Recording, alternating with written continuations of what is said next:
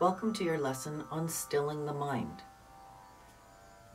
That may seem like an impossible task. You know, they say that your mind is like a drunk monkey that's been stung by a scorpion. It's really hard to get your brain to stand still.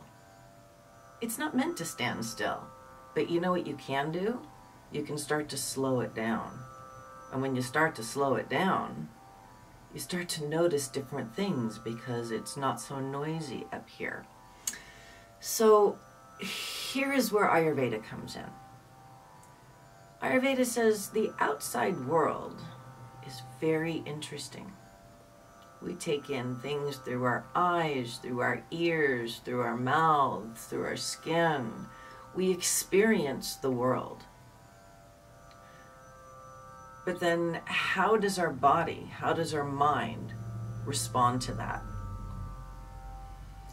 Because the outside world is so interesting, things like yoga asana and movement and guided visualizations are very interesting.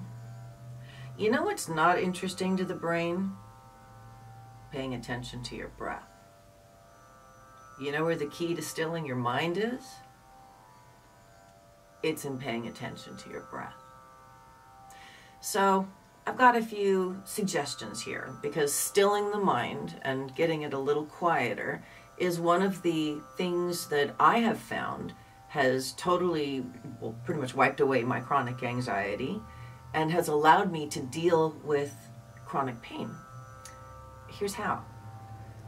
When you learn to slow your breath, when you learn to breathe diaphragmatically, you stimulate and you tone your vagus nerve. Your vagus nerve, vagus, it's the wandering nerve. It wanders from your brain. It wanders throughout your torso, and what it's seeking is sensory information. What does it feel? What does it sense?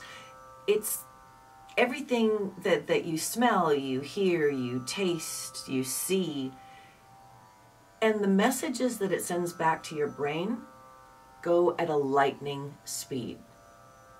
This pathway to your brain is myelinated. It's got a coating on it, so it's like supercharged super fast. And you know this because when you get bright light shone in your face, it makes you squint. Someone does something really loud near you, you immediately recoil. Think of the last time you tasted something that was too sharp or maybe had gone bad, and how that immediately went to your brain that this is something that your body can't handle, or you smelled something that totally made you recoil. That proves to you that those messages are instantaneous. You know what message is not instantaneous? The pain signal. The pain signal is not myelinated.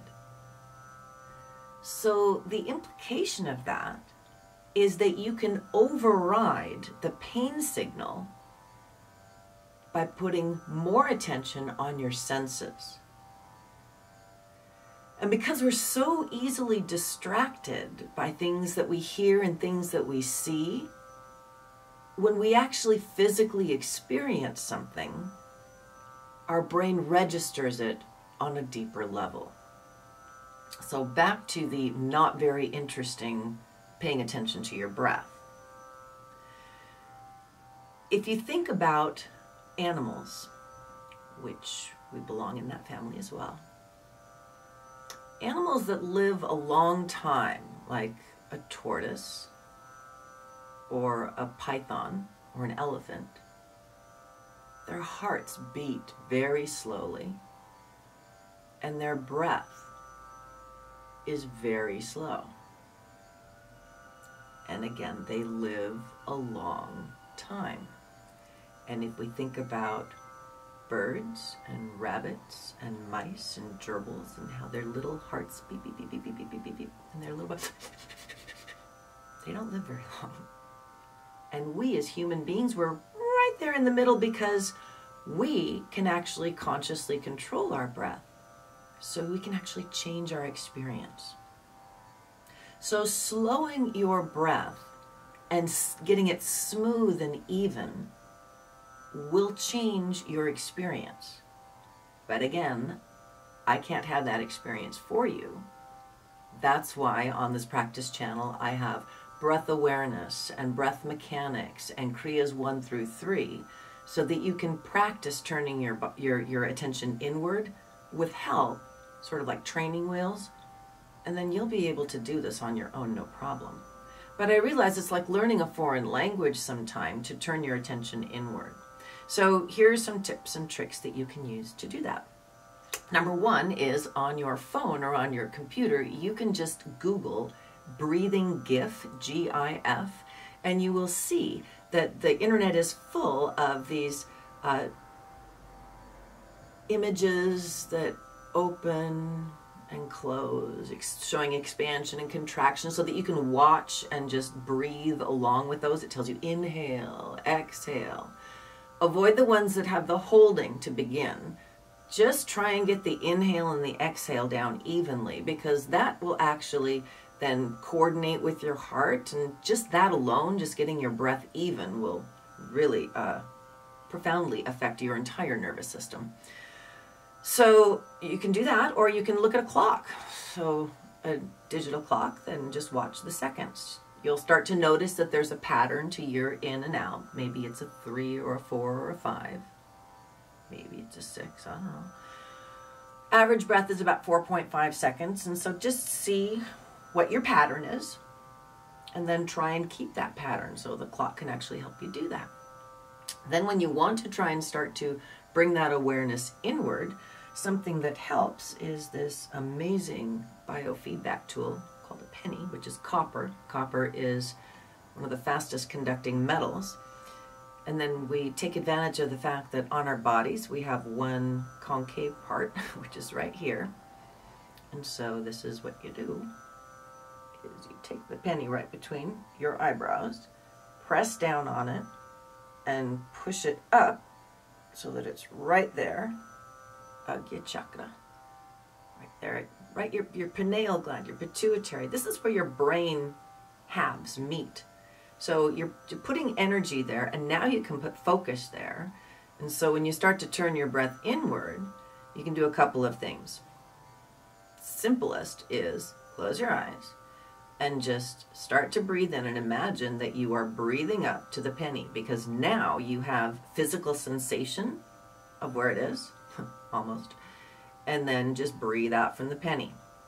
Now, if you want to start to engage both halves of your brain and really start to build that focus, you can imagine that what you're breathing in is a colored light. So maybe it's, I'm inhaling a golden light, or maybe it's a blue light or a white light up to the penny, and I'm exhaling that blue light.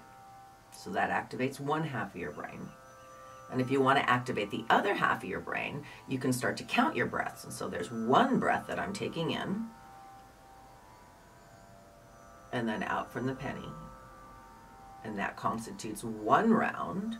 Or maybe I can count in into the penny, 2, 3, 4, and out from the penny, 2, 3, 4. You can see that all of these are just techniques to catch your brain so that you're not thinking about other things, and it's helping you to guide your attention toward your breath. Just remember that animals that breathe slowly live a long time, and maybe that will be your impetus to start a practice like this. Because here's what I know from my own experience. If you learn to control your breath, you will control your mind. You will control where you put your focus, and your focus will not be so easily distracted. Those are just some things to think about. Remember, these are all simple little practices. It's the discipline to carry them on that's tough. So look at all the videos around you. They're all your supports, so that you can start to hear that voice that's inside of you. All right, good luck in stilling your mind.